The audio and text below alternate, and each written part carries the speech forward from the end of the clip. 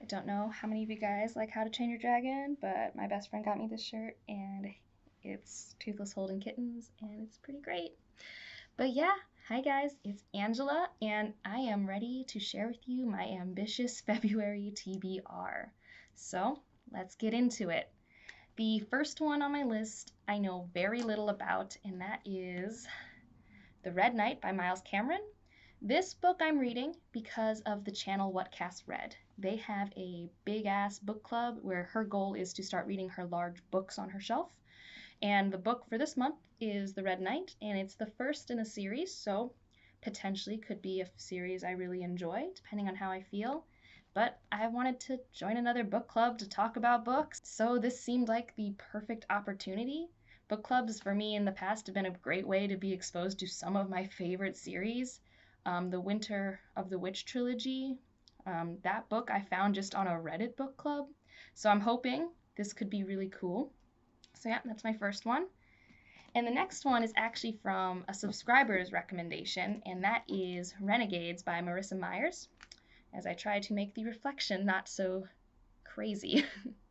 And I don't know a lot about this one. I think it has something to do with superheroes, which I'm usually pretty interested in.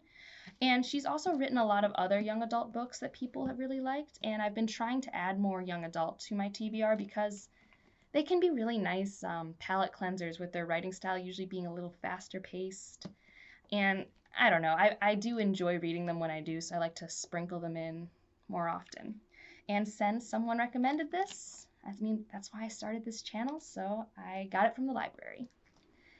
All right, and the next one I want to talk about is for another book club, and that is Little Women. This is for my local bookstore's book club. We do it once a month. And yeah, so if you don't know, there's been a movie out, so getting a physical copy of this book is really hard from the library. But I'm not mad because that movie is phenomenal, and if you haven't seen it, you should. But it's public domain, so it should not be that hard for me to get. I am kind of scared of how challenging it might be for me. I don't remember much about it from when I was read it as a kid because I remember I think my mom read it to me. So that didn't require a lot of work on my part. And in the past, classical writing styles can be a little daunting for me to get into. But I enjoy a challenge, so we'll see how it goes. And for better or worse, I'm talking about it with a bunch of people in 2 weeks, so that'll be motivation for me to get it done. Now, to check my cheat sheet. Ah, so I think I've probably been dating my current boyfriend for, oh, welcome to Boston. But I've been dating this current boyfriend for almost 2 years now, and since we've been dating, on his bookshelf, he's had A Brave New World. And about for that long, I've gone, ooh, I've been really wanting to read A Brave New World. I hear it's good. And I think he got done with me saying that because one day he came over and just put this on my nightstand. I think is a major hint that I should just finally read it. And so this month, that's what I'll do. I think it'll be a good thematic cleanser with everything else I've been reading. I think the premise is that this is a utopian society and things aren't what they seem, kind of, I think, similar to The Giver, but I'm really not sure. If you haven't noticed, I don't always have a lot of research that goes into what my books are about for my TBR because I like to be surprised occasionally. But yeah, excited to finally get to this one. And I already talked about my local bookstore book club, but we have a larger book for March that we already picked. So I kind of want to probably at the end of February get to it, and that is The Great Alone by Kristen Hanna. And this I think is about an army vet. I want to say Vietnam army vet, but I could be wrong. And because of his mental and emotional response to the war he was in, takes his family, uproots them, and they now live in Alaska. I think that's what it's about. I think it's historical fiction. And I like Alaska, or at least I think it'll be interesting to learn about Alaska. And so it's a well-loved author. It just finally got paperback, which is why we're reading it, because we tend to only do paperback books. Also, you guys can't see this, but my cat is being really cute right now and is putting his paw out slowly to try and touch all these books I'm putting out, and it's adorable. But yeah, so I'm probably at the end of the month want to get to this so that I can make sure I'm all set for the March book club. Yeah.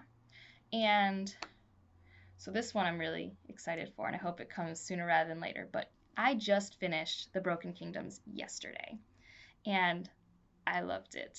It is so good.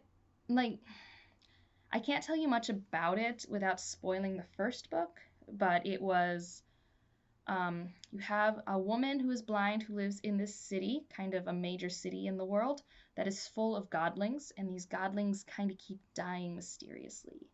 And the main character is blind, and her perspective is amazing, and I really liked this journey.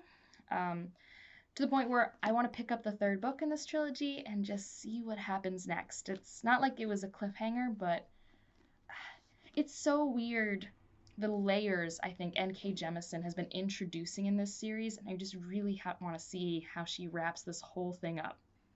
So I just requested for the third book, which I think it's called The Kingdom of Gods. I'm not sure. I will put a picture up, and you will know, and I won't right now. And the last book that I'm putting on my TBR for this month is Isaac Asimov's Second Foundation. This is the third book in the Foundations trilogy, which is a classic sci-fi trilogy. I started it a couple years ago, and I've just been really slowly going through it. I loved Foundation. The second book is Foundation and Empire, which I was not as into. And this is the third one, and I really want to see how it wraps up.